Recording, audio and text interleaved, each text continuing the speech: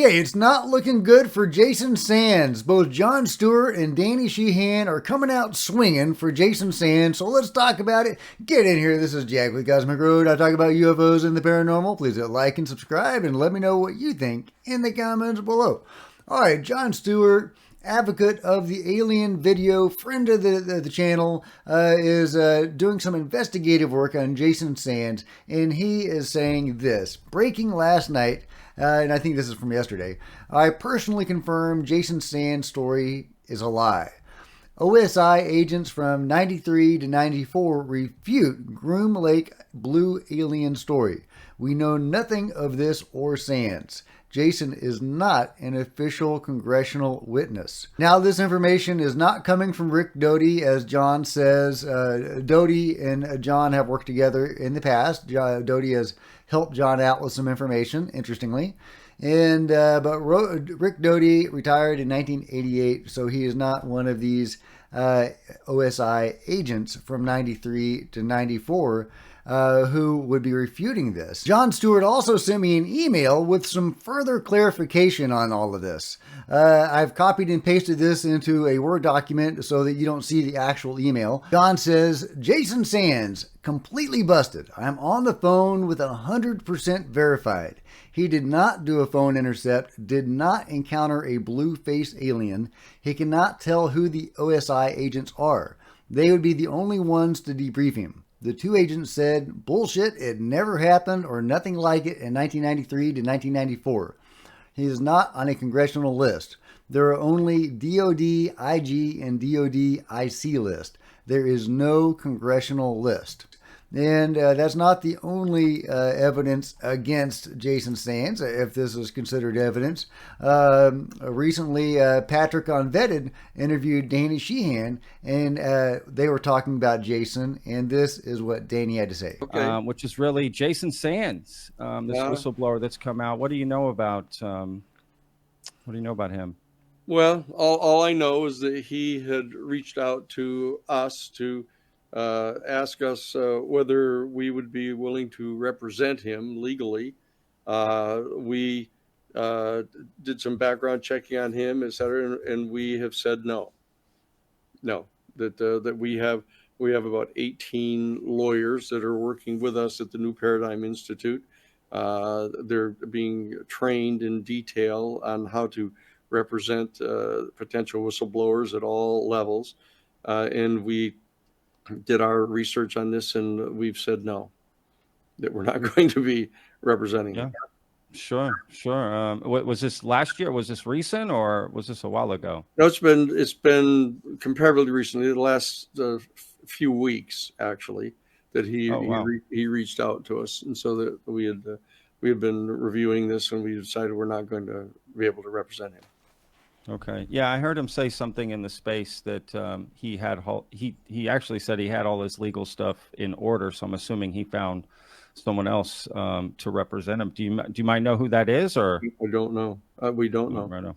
Right on. Yeah. Do you want to say why you guys didn't want to represent? Was it something with the story, or you just had too many people? It couldn't take on one more? No, I mean there's been a good deal of confusion apparently on his part about what he knows and what he doesn't know, and what he's heard from second and third and fourth hand people.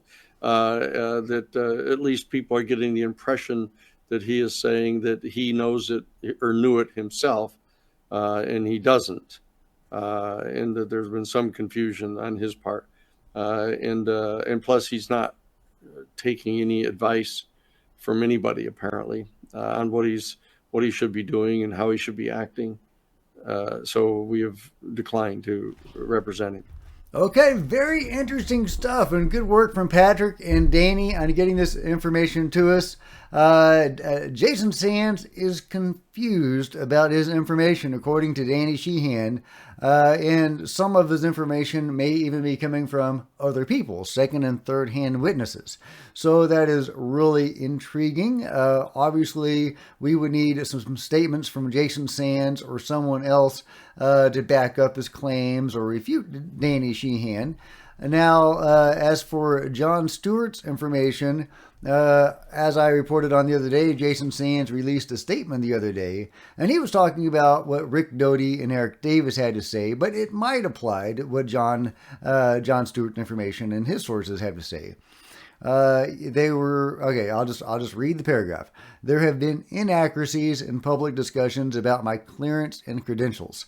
Richard Doty recently suggested that the system used to look up my clearances was incorrect. My clearance levels and specific access details are not publicly accessible and require specific read-ins, which not everyone discussing my case has. So could that explain the Jon Stewart information where OSI agents from 93 and 94 refute the Groom Lake Blue alien story? We know nothing of this or Sands.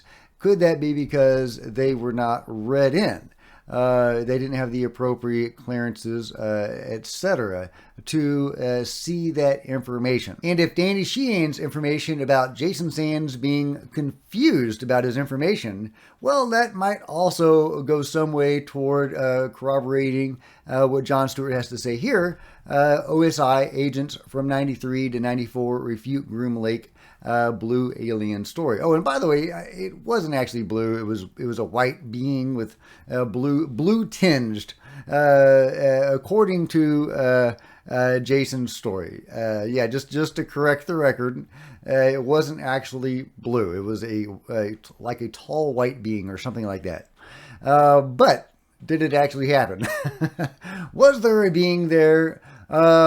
Maybe there was, because Danny Sheehan also says that some of Jason Sands' information may be coming from second or third hand witnesses, right? It may not be Jason's story. It may be coming from someone else, which is also something that is attributed to Phil Schneider, who also may have incorporated other people's stories into his own narrative, in part to protect those other sources. Or he could just be making it all up. We just don't know. But is it possible that Jason Sands' story of a blue alien or a tall white being with a blue tinted skin, could that story not have happened to Jason Sands, but actually happened to somebody else, and Jason is simply taking credit for it, or presenting their story as his own to protect someone else's identity, as Phil Schneider is said to have possibly done? Could this explain why Jon Stewart's sources, these OSI agents,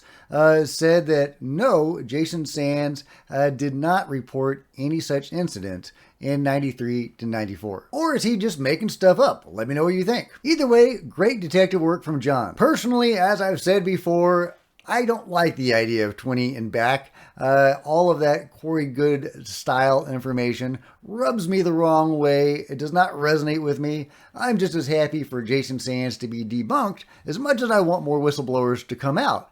However, he does seem to have had the clearances he would have needed to have this access. He does seem to be who he says he is, and he did have the service record that he would have needed. So, yeah, he does seem to be who he says he is. But did he have the experiences that he claims to have had? Is he making stuff up? Is he delusional? Is he reporting things that other people have experienced as his own personal experiences? I don't know, but the information coming out from Jon Stewart and Danny Sheehan definitely don't paint Jason Sands' information in a great light. That said, I salute anybody that has the courage to come forward with information. And I don't like the idea that there is an automatic debunk of them.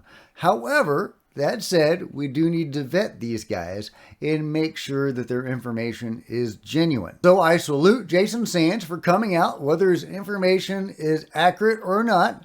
But I also salute Jon Stewart, Danny Sheehan, and others who have been looking into this story. As I've reported before, the 20 and back idea has actually been around about 10 years before Corey Good came on the scene.